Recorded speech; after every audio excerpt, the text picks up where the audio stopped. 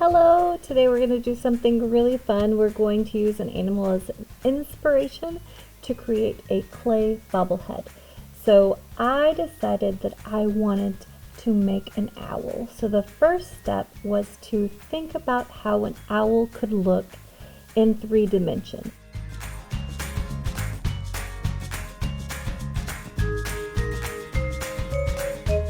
So a drawing is 2-dimensional and a sculpture is 3-dimensional. So you have to figure out how you're going to translate a flat shape into a form, a round form. And this is going to help us plan out exactly what we want to do.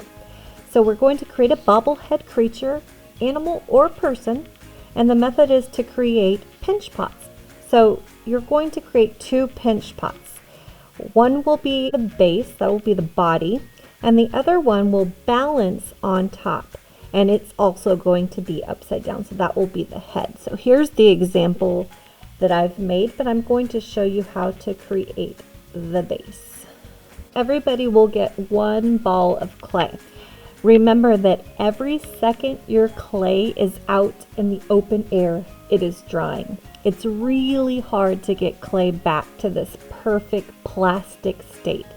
And I say plastic because it's very malleable, it can move really nice. If you are not ready to use your clay and you're still in the sketching stage, I would suggest you keep your clay in your baggie. As you can see, I have my name and class code on my paper. You will be graded on your completed work. So functioning bobblehead. Creativity of creature, animal, or person. I do not want you guys to copy each other. I want you to be creative. Use of materials, development of clay, and sculpting skills. So it needs to be no thicker than your thumb. So on the bottom, you will have to hollow it out and press a stick in to create holes so that the clay can dry properly. You'll make sure that you have your name and class code. On a piece of tape, write your name and class code on your baggie. We're going to cut this in half. So we have 2 fairly similar pieces. One is a little bit bigger than the other. Okay, now we're going to roll it into a ball. You want to push it down into your clay mat to get all the air bubbles out. You can do the same thing for this piece. Remember, no thicker than your thumb, no thinner than your pinky. If it's thicker than your thumb, the probability of there being an air bubble inside your clay is high. And when we put it inside the kiln, the air bubbles have to get out somewhere. So what will happen is it will have a mini explosion and it will probably break your piece. This sculpture had an air bubble. If you do it properly, your sculpture will come out.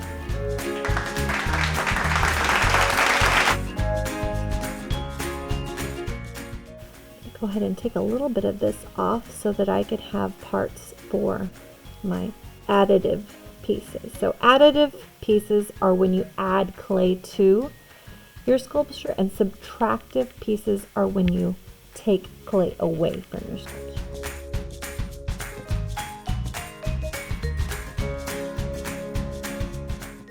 To start a pinch pot, you will push your thumb almost all the way down, and you're going to create this position with your hand, and you will squeeze and rotate. Squeeze and rotate. What we're trying to do is get this piece into this basic shape. So we're going to pinch and rotate.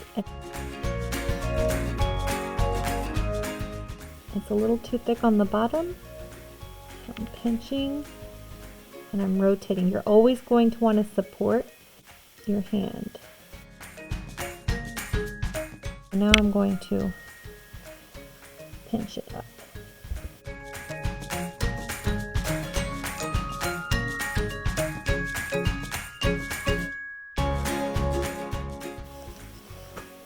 So in order for the bobblehead to balance, this piece has to be thinner than the bottom of the body.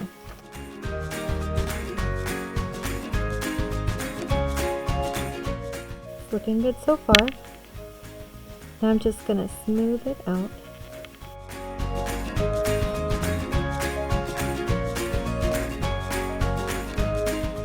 Depending on what type of animal you want, you might have to add or subtract from your base. I'm going to call this the base. Anytime you're smoothing, anytime you're adding pressure, you're going to want to support the inside with your hand. Okay. I'm going to go ahead and create a hole on the top all the way through. This is a skewer. Be very careful with these.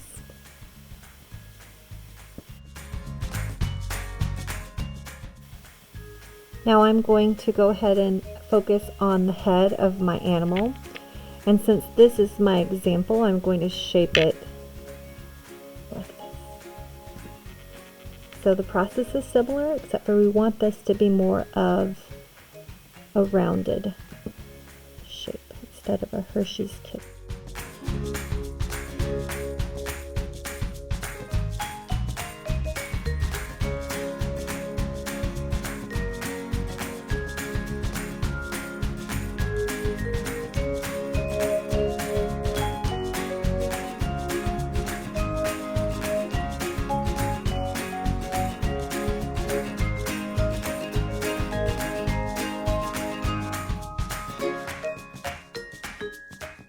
Just smoothing it out.